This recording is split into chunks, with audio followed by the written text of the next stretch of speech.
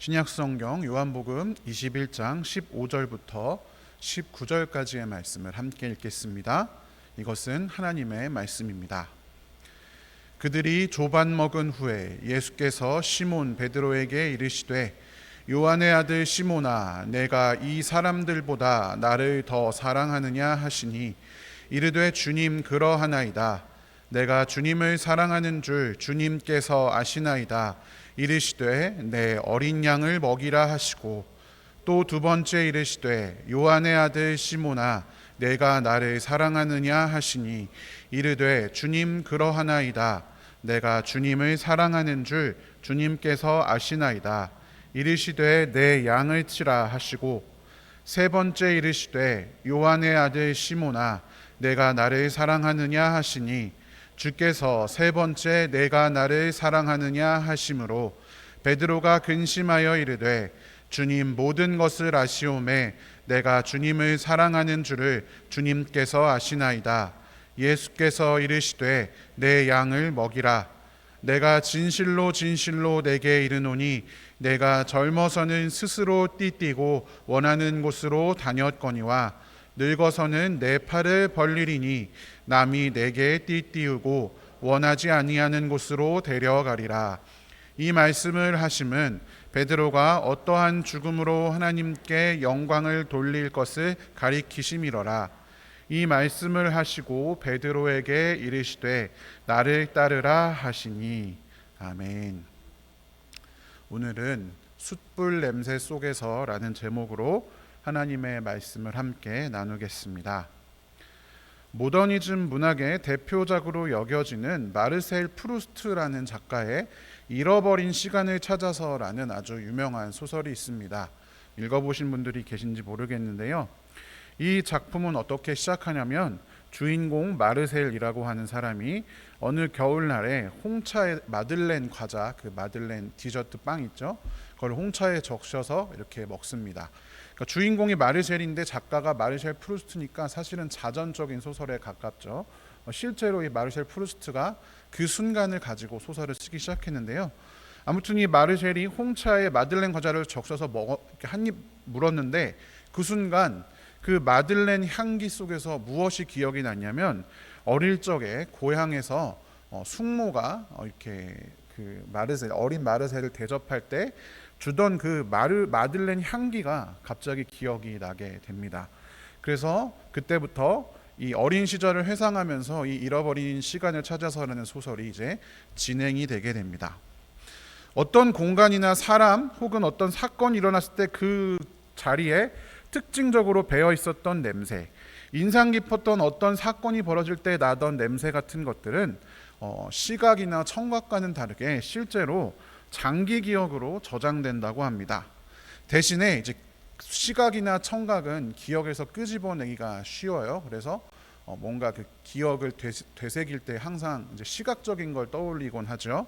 그런데 이제 후각은 쉽게 그 냄새가 떠올라지지는 않고 진짜로 그 냄새랑 비슷한 냄새를 맡아야만 그 장기 기억 속에 저장된 그 기억이 떠오르고 그 감정으로 다시 돌아갈 수 있다라고 합니다.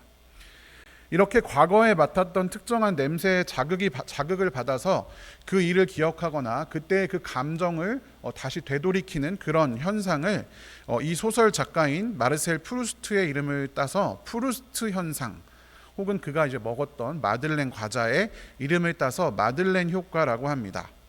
이것은 그냥 심리적인 게 아니라 실제로 과학적으로 검증이 되었는데요. 2021년에 미국에서 어떤 연구를 했냐면 사람들에게 사진 그리고 냄새를 같이 보여주면서 어떠한 사건을 일으킵니다. 나중에는 사진을 빼고 냄새만 맡게 하는데 사진을 본 사람들보다 냄새만 맡은 사람들이 과거의 일을 더 잘 기억하더라라는 사실을 밝혀냈습니다. 그리고 심지어 이스라엘에서 이런 연구가 있었는데요.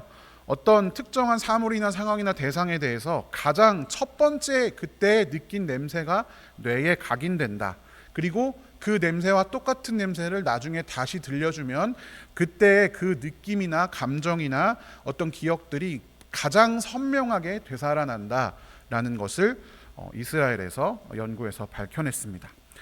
혹은 냄새를 통해서 아예 잃어버렸던 추억을 되찾을 수도 있습니다. 전혀 기억 못하고 있다가 어느 똑같은 냄새에 맡아서, 이게 프루스트가 했던 일이죠.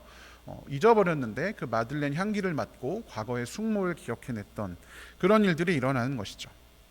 시각이나 청각을 통한 기억이 주로 단기 기억이라면 후각을 통한 기억은 장기 기억인데다가 그 감정을 훨씬 더 잘 전달해 준다라는 것이 연구의 결과입니다.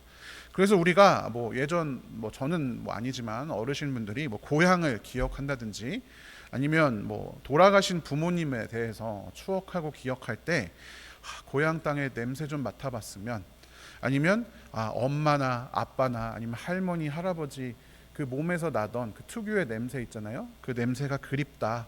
그 냄새 한 번만 맡아봤으면 소원이 없겠다. 그래서 실제로 여러분 할머니 향수가 있습니다. 할머니의 향을 이렇게 그 조향사들이 있죠. 다른 향을 조합해서 이제 만들어 내는 거죠. 그래서 그거 맡고 마음의 평안을 얻는 그런 향수도 있습니다. 이 다 프루스트 현상 때문에 일어나는 일들입니다. 이런 프루스트 현상은 그런데 따뜻한 추억만 떠오르게 하는 건 아니겠죠. 당연히 어떤 냄새와 연관된 기억이 안 좋은 추억이라면 그 냄새를 맡고 안 좋은 추억이 떠오를 수도 있습니다. 그리고 여러분, 오늘 함께 읽었던 본문의 주인공인 베드로에게도 그렇게 냄새만 맡으면 떠오르는 그런 기억들이 있었습니다. 무슨 냄새였을까요? 자, 오늘 본문 21장 15절을 세 번역으로 같이 한번 읽어보겠습니다. 그들이 아침을 먹은 뒤에 예수께서 시몬 베드로에게 물으셨다. 요한의 아들 시몬아, 내가 이 사람들보다 나를 더 사랑하느냐? 베드로가 대답하였다. 주님, 그렇습니다. 내가 주님을 사랑하는 줄을 주님께서 아십니다. 예수께서 그에게 말씀하셨다. 내 어린 양떼를 먹여라. 아멘. 자, 이 요한복음 21장의 이 구절은 매우 잘 알려진 구절입니다. 예수님께서 베드로에게 새로운 사명을 부여하시는데 세 번이나 물어보시는 장면이죠. 첫 번째, 아침 식사 후에 시몬 베드로에게 갑자기 물으십니다. 네가 나를 사랑하느냐? 베드로가 그렇습니다. 내가 주님을 사랑하는 줄 주님께서 아십니다 하자 내 어린 양떼를 먹여라 라고 뜬금없이 말씀을 하십니다. 이러한 문답은 세 번 반복됩니다. 두 번째로 똑같이 물으십니다. 베드로가 똑같이 대답하고 예수님은 또다시 내 양떼를 쳐라 라고 말씀하십니다. 그리고 세 번째로 다시 한번 물으십니다. 똑같은 질문을 하죠. 그러자 이 세 번역에는 베드로가 불안했다라고 기록이 되어 있고요. 개역 개정에는 근심하여서 예수님께 이르되 이렇게 기록되어 있습니다. 똑같은 질문을 세 번째 하니까 베드로가 불안하고 뭔가 근심을 갖게 되었습니다. 왜 세 번째 질문에 베드로가 동요했을까요? 여러분, 그는 과거에 똑같은 질문을 세 번 받은 적이 있었습니다. 그것은 바로 예수님께서 체포되시고 십자가에 달리시기 전에 너가 저 예수님과 같이 있던 그 제자가 아니냐라는 똑같은 질문을 세 번 받았고 똑같이 나는 아니다, 나는 예수님을 모른다 부정했던 기억이 있습니다. 이 그림은 칼 하인리 블로흐라는 사람이 그린 예수를 부인하는 베드로라는 작품입니다. 실제로 그 순간을 포착해서 그렸다기보다는 그 성경에서 베드로가 부인하는 그 장면에 등장하는 그 모든 요소들을 이제 설명처럼 그려 놓은 거예요. 그래서 그 성경 구절 전체의 내용을 마치 그림 슬라이드 하나로 표현한 것과 같습니다. 여기에 보면 예수님께서 대제사장 집의 뜰에 포박되어 있는 것을 보실 수 있습니다. 자세히 보시면 예수님의 시선이 베드로를 향해 있는 것을 확인할 수가 있습니다. 그리고 베드로는 그 시선을 외면하고 있습니다. 예수님을 부인하는 것을 상징하는 그런 장면이지요. 그리고 그런 베드로에게 손가락질하면서 뭔가 물어보는 세 명이 오른쪽에 보입니다. 베드로에게 세 명이 질문했습니다. 그래서 세 명만 그렸죠. 베드로에게 질문했던 그 세 명을 뜻하는 것입니다. 재미있게도 이 그림 한가운데는 수탉도 등장합니다. 진짜로 예수님을 부인하던 순간에 닭이 거기에 저렇게 놀고 있었다라기보다는 베드로가 닭이 울기 전에 세 번 부인하리라 라고 예수님이 말씀하셨기 때문에, 그리고 실제로 베드로가 세 번 부인하자마자 닭이 울었기 때문에 그 닭을 표현해서 그림에 그려 넣었습니다.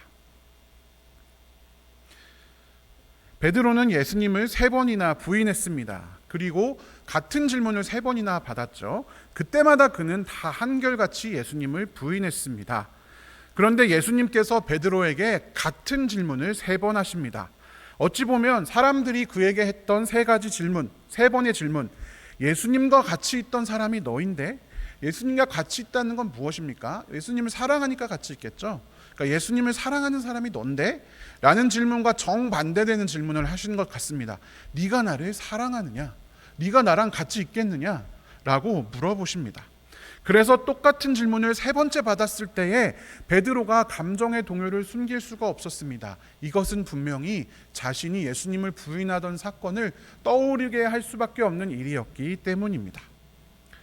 그런데 이 앞에 우리가 살펴봤던 그림에 한 가지 중요하게 묘사된 부분이 하나 더 있습니다. 그것은 베드로와 이 3명 사이에 있는 숫불입니다. 여러분, 왜 이 그림에 숫불이 묘사가 되어 있을까요? 요한복음 18장에 의하면 베드로는 예수님을 부인하였을 때에 날이 추워서 다른 사람들이 피워놓은 숯불 곁에 함께 서서 불을 쬐고 있었습니다. 분명하게 숯불을 피워놓고 서서 불을 쬐고 있는데 그들과 함께 서서 불을 쬐고 있었다라고 분명하게 밝혀서 요한이 기록하고 있습니다. 의도는 알 수 없습니다. 정말 진짜 추워서 예수님이 잡혀갔는데도 추운 걸 견디지 못하고 불을 쬐고 있었는지, 아니면은 좀 정체를 숨기고 불 쬐는 척하면서 예수님 어떻게 있나 살펴보았는지 정확히 알 수는 없습니다만, 확실한 것은 그는 곁에 서서 불을 함께 쬐고 있었고, 그때에 문지기 하녀가 당신도 이 사람의 제자 중에 하나 아닙니까? 라고 물어보자 제일 처음으로 예수님을 부인합니다. 그리고 요한복음 18장 25절 27절 2번째와 3번째로 부인하는 순간에도 그는 서서 불을 쬐고 있었다라는 말이 또다시 한 번 더 등장합니다. 그러니까 사도 요한은 베드로의 예수님 부인 그 3번의 질문하는 그 순간 이 베드로가 모두 다 동일하게 서서 피워놓은 숯불을 쬐고 있었다, 이렇게 말하고 있는 것입니다. 이 베드로의 부인은 사복음서 모두 등장합니다. 글씨가 빽빽한데 여러분 신경 안 쓰셔도 됩니다. 마태복음은 제일 위에 제가 적어놓은 게 마태복음에 나오는 베드로의 부인인데요. 불을 쬐었다라는 언급 자체가 없습니다. 그리고 마가복음에는 불을 쬐고 있었다라는 언급이 있지만 첫 하녀가 의심하니까 이제 베드로가 바깥들로 황급히 나갔다, 이렇게 기록이 되어 있습니다. 그리고 누가복음에는 불빛을 안고 앉아 있었다라고 묘사하고 있지 불을 쬐고 있었다라거나 3번 다 그랬다라고 써 있지는 않습니다. 그러니까 4복음서 중에서 오직 요한복음에만 베드로가 3번 부인할 때마다 피워놓은 숯불 앞에서 서서 불을 쬐고 있었다라고 콕 집어서 언급하고 있는 것입니다. 그러니까 요한복음을 쭉 읽어온 사람은 누구나 이 피워놓은 숯불 곁에 서 있는 베드로가 예수님을 부인하는 모습을 떠올리게 된다. 그림처럼 숯불 곁에 서서 예수님을 부인하는 것이 요한복음이 묘사하는 베드로의 모습이었다라는 것입니다. 그러니까 아마 여러분 그 베드로는 숯불 옆에 서서 불을 쬐면서 어떻겠습니까? 그때 어떤 따뜻한 온기를 느끼고 있었겠죠. 그리고 숯이라는 거는 항상 여러분 숯불 고깃집 가서 고기 구워보면 숯이 타는 소리가 나잖아요. 타닥타닥 하는 소리가 아마 났을 것입니다. 그리고 제일 중요한 거는 숯이 탈 때는 특유한 향이 납니다. 종이라든지 다른 것을 태우는 것과 전혀 다르게 숯불만이 가지고 있는 그 특유의 향이 있습니다. 그러니까 이제 베드로는 따뜻한 온기도 느끼고 소리도 듣고 그리고 숯불만이 가지고 있는 그 냄새를 맡으면서 그날 예수님을 3번 부인하는 사건을 겪었을 것이다 라는 것입니다. 다시 오늘의 본문으로 돌아오겠습니다. 자, 이 3번의 문답, 우리가 앞에서 살펴본 3번의 문답은 그들이 아침을 먹은 뒤에 일어난 일로 제시가 되어 있습니다. 아침을 먹은 뒤, 자, 아침 식사겠죠. 자, 그럼 이 아침 식사의 내용은 무엇이었을까요? 요한복음 21장에 초두로 돌아가면 베드로와 도마와 나다나엘과 세베대의 2 아들 야고보와 요한이겠죠. 그리고 제자들 중에 이름이 기록되지 않은 2 사람이 함께 있었습니다. 이들은 아직 부활하신 예수님을 만나지 못한 상태였습니다. 그때 베드로가 먼저 나는 고기를 잡으러 가겠다, 나는 이제 다시 원래대로 어부를 하겠다라고 선언하니까 나머지 제자들도 그럼 나도 그렇게 하지 하면서 베드로를 따라서 모두가 배를 타고 이제 갈릴리 호수로 나갔습니다. 밤새 고기를 잡았지만 한 마리도 잡지 못했습니다. 그때 예수님께서 호숫가에 나타나셨습니다. 그리고 그물을 배의 오른쪽에 던지라고 말씀하셨고, 그 말씀에 순종하여서 배의 오른쪽에 그물을 던진 순간 밤새 한 마리도 안 잡히던 물고기가 그물을 끌어올릴 수 없을 정도로 가득 차게 잡혔습니다. 그걸 보고 예수님이 사랑하시던 제자라고 기록된, 그러니까 요한이죠. 요한이 먼저 그렇게 명령한 사람이 예수님이라는 것을 알아보고 베드로에게 말을 건넵니다. 저분이 주님인데? 예수님인데?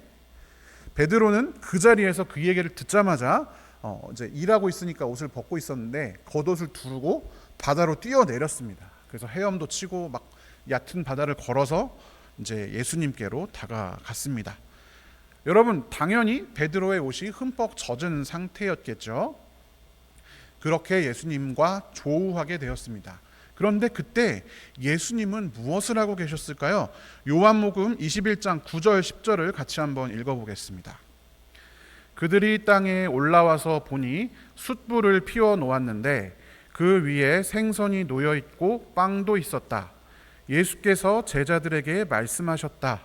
너희가 지금 잡은 생선을 조금 가져오너라. 아멘. 베드로를 포함해서 제자들이 예수님께로 다가갔을 때 예수님께서는 숯불을 피워놓았다라고 사도 요한이 기록하고 있습니다. 그리고 그 숯불 위에는 생선과 빵이 있었죠. 그리고 잡은 생선을 더 가져오라고 말씀하셔서 그것까지 구워서 제자들에게 말씀하십니다. 와서 밥 먹어라. 아침 먹어라. 제자들은 아무도 도대체 당신 누구십니까? 하지 않았습니다. 그리고 말없이 와서 예수님 옆에 모이자 예수님께서 빵을 집어서 그들에게 나눠주시고 또 생선도 집어서 제자들에게 나누어 주셨습니다.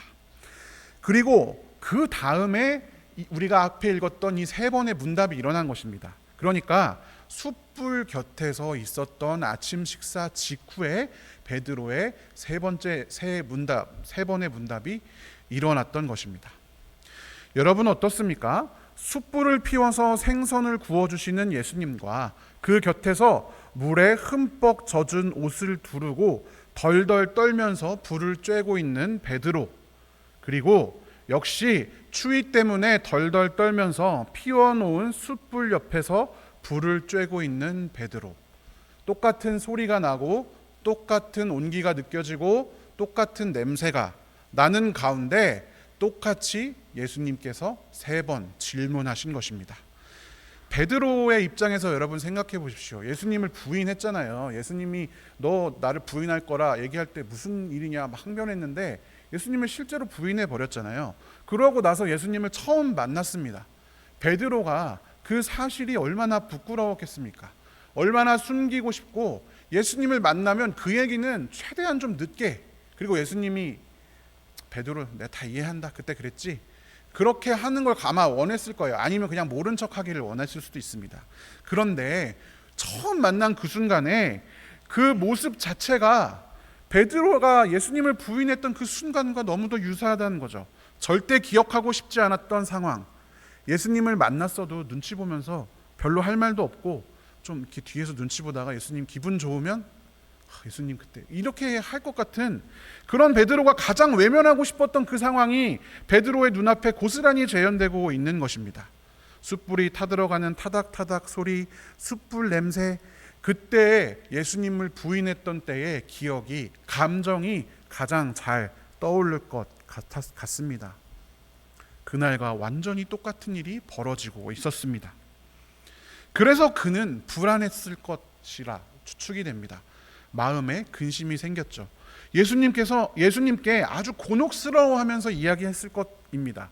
이제 제발 좀 그만 좀 예수님 이제 더 물어보지 않았으면 하는 마음으로 말했을지도 모르겠습니다. 주님 왜 자꾸 물어보십니까? 다 아시지 않습니까? 주님 모르시는 것 하나도 없으신 분이십니다. 내가 주님을 사랑하는지 주님께서 아십니다. 이렇게 베드로가 세 번째에 대답한 것이죠. 여러분, 주님께서 일부러 베드로를 괴롭히거나 아니면 베드로를 곤란하게 만들거나 아니면 베드로의 그 부인을 책망하시기 위해서 숯불까지 피우셨을까요? 그러나 그게 아니었습니다. 예수님께서 숯불을 피우고 하신 행동은 무엇입니까? 우리가 살펴보았듯이 베드로와 제자들에게 떡과 생선을 식사로 나누어 주시는 것이었습니다. 예수님을 보고 반가워서 물에 뛰어들긴 했지만 막상 예수님 앞에 서서 아무 말도 못하고 젖은 몸으로 예수님 얼굴도 제대로 쳐다보지 못하고 있었을 베드로에게 먼저 와서 아침을 먹어라 하시며 따뜻하게 구워진 생선과 빵으로 대접해 주셨습니다. 마치 최후의 만찬처럼 빵을 직접 들어서 손수 나누어 주셨습니다. 그리고 식사 후에 3번의 문답을 가지시는데요. 그 3번의 문답은 이렇게 예수님께서 베드로의 답에 3번 말씀하십니다. 내 어린 양떼를 먹여라. 내 양떼를 쳐라. 내 양떼를 먹여라. 예수님이 숯불 피워놓고 밥 먹은 후에 질문한 3번의 질문에서 베드로가 다 네, 저는 주님을 사랑합니다 라고 대답하자 예수님께서 응답하신 이 3번의 말씀은 무슨 의미를 가지고 있을까요? 여러분, 이것이 요한복음에 기록되어 있다는 것이 매우 중요합니다. 요한복음에서는 양떼를 먹이고 양떼를 치는 분이 누구냐? 바로 예수님입니다. 요한복음에는 총 7번의 에고 에이미, 그러니까 나는 누구다라고 예수님께서 직접 계시하신 부분이 있는데요.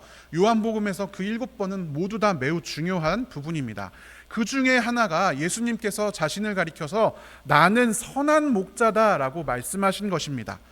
양떼를 먹이고 치는 것은 선한 목자이신 예수님이 가지고 있었던 속성, 예수님의 일이었습니다. 그런데 예수님을 3번이나 부인했던 베드로에게 숯불 피워놓고 3번에 걸쳐서 양떼를 먹여라. 여기에 양떼가 3번 나오는데 어린 양, 그 다음에 양떼 나오는데요. 단어가 조금씩 다릅니다. 어미도 다르고요. 첫 번째는 진짜 말 그대로 어린 양이고, 두 번째는 좀 그냥 양, 일반적인 양이고, 세 번째는 나이가 들어서 보호가 필요한 양을 가리키는 말이라고 합니다. 그러니까 모두를 어린 양부터 늙은 양까지 다 네가 돌봐라, 네가 먹여라, 네가 쳐라 라고 말씀하십니다. 예수님을 3번이나 부인했던 베드로에게 자신의 일을 맡겨주시는 거죠.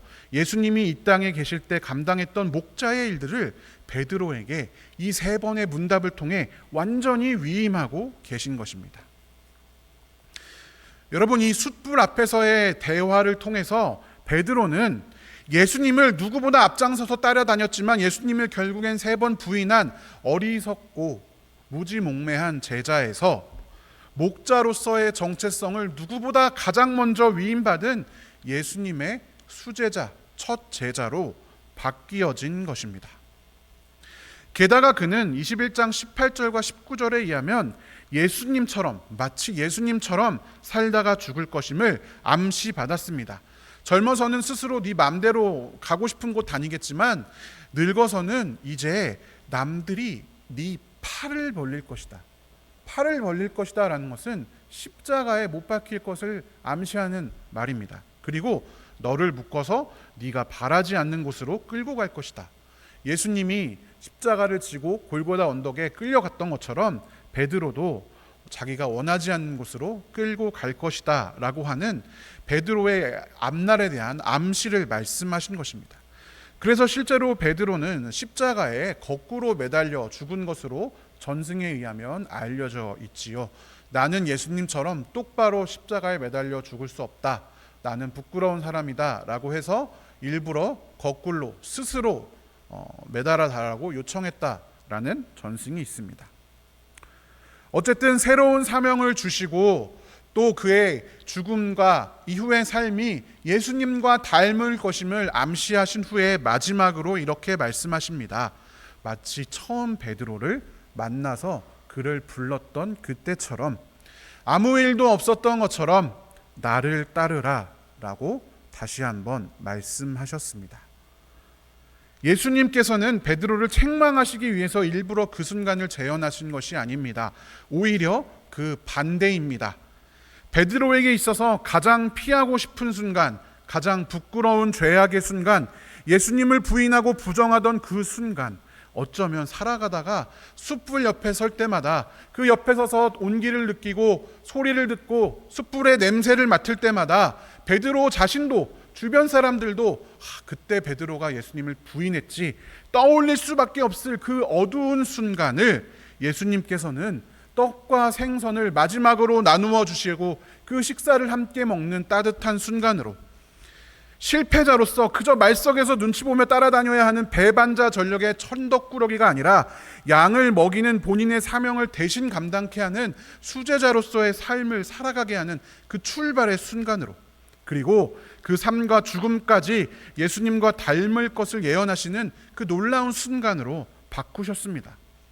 이제 이 이후로 더 이상 숯불 냄새는 베드로에게 부끄러운 순간, 배신의 순간, 예수님을 부인하던 순간으로 떠올리지 않게 되었습니다. 오히려 그 자리에서 그 숯불 냄새 가운데에서 그 은혜로 똑같이 나는 바뀌진 것이 하나도 없지만 은혜로 용서하시고 새로운 삶의 목적을 부여하시며 우리의 삶을 새롭게 해석하게 하시는 놀라운 은혜와 용서의 기적의 순간으로 베드로에게 남게 된 것입니다. 그는 그래서 아마도 이후에 숯불 냄새를 맡을 때마다 두 가지가 같이 떠올랐겠죠. 예수님을 부인하던 순간, 그리고 이 은혜의 순간을 같이 떠올리게 되었을 것입니다. 그리고 그때마다 받았던 사명을 다시금 되새기며 품고 양을 치는 일에 전력했을 것입니다. 그래서 베드로 사도가 베드로 전서에서 이렇게 말합니다. 여러분 가운데 있는 하나님의 양떼를 여러분도 먹이십시오. 그가 양떼를 먹이는 삶을 살았기 때문에 그 역할 우리에게도 베드로가 전달하고 있습니다.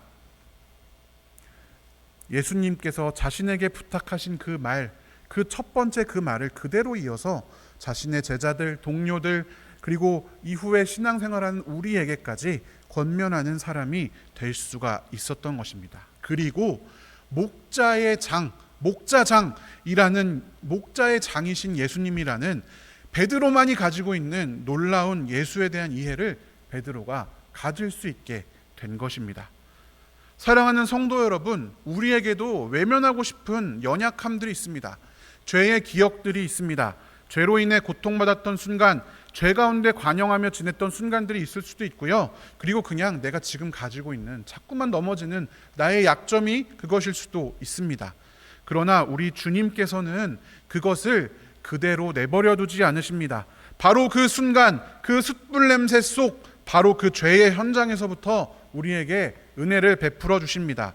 절대 우리가 그 자리를 그냥 외면하고 기억의 저편에 묻어두는 것이 아니라 바로 그 자리를 만지시고 치유하시며 그 자리에서부터 새로운 일을 하십니다. 그것이 우리 주님이십니다. 그래서 이사야서 61장에서 이렇게 기록되어 있습니다. 재 대신에 화관을 씌워주신다. 슬픔 대신에 기쁨의 기름을 발라주신다. 괴로운 마음 대신에 찬송을 가득하게 하신다. 그리고 예수님께서 누가복음 4장에 이사야 61절부터 시작된 구절을 읽으시면서 이 말씀이 오늘 너희 눈앞에 이루어졌다라고 말씀하신 것입니다.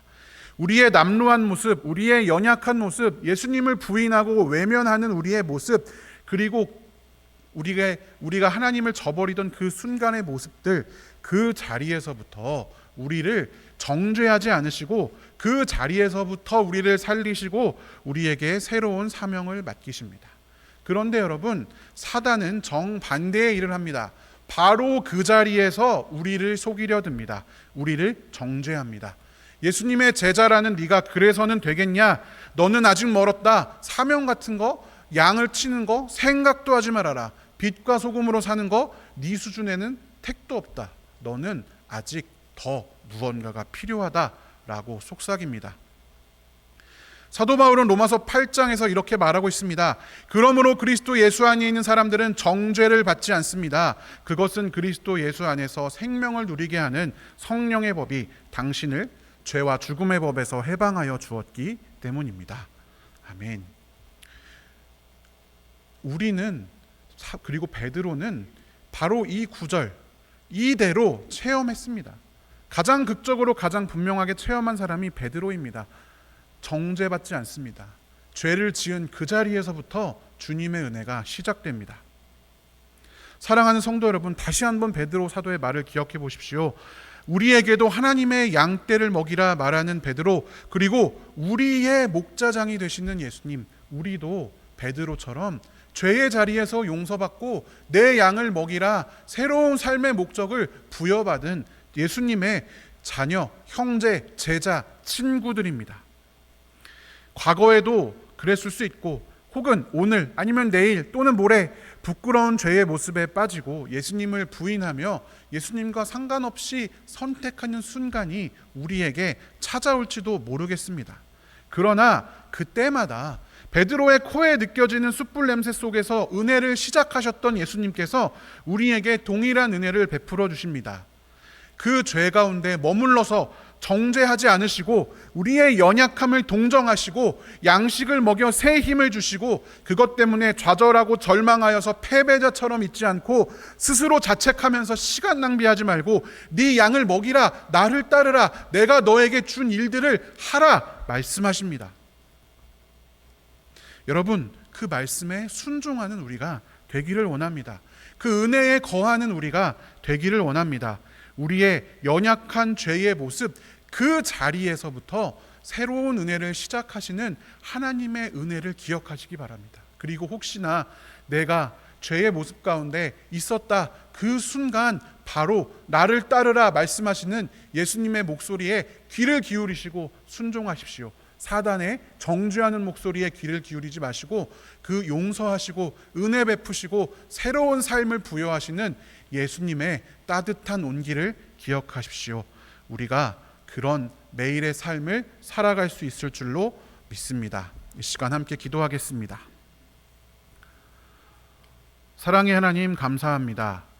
연약한 우리의 모습, 그 넘어 계시는 완전하신 예수 그리스도를 우리가 덧입어 살아가게 하시니 감사합니다. 죄의 순간, 연약함의 순간, 아픔의 순간, 그것을 그대로 두지 않으시고 새롭게 만들어주시는 예수님의 놀라운 은혜를 기억합니다. 하나님, 우리가 정죄하는 사단의 계략에 넘어가지 않게 하시고 죄를 지을 때라도, 죄 가운데 넘어질 때라도 다시 우리를 돌보시는 예수 그리스도를 의지하여 다시 일어나 예수께서 우리에게 맡겨주신 사명을 잘 감당할 수 있는 자들 되게 하여 주시옵소서. 한 달란트 받은 종처럼 무서워서 땅에 묻어두는 자들 아니라 우리에게 주신 그 사명을 마음껏 실천하는 자들, 그래서 작은 일에 충성하였으니 이제 너에게 큰 일을 맡기겠다라고 칭찬받는 주의 종들이 다 되게 하여 주시옵소서. 감사드리며 살아계신 예수님의 이름으로 기도드립니다.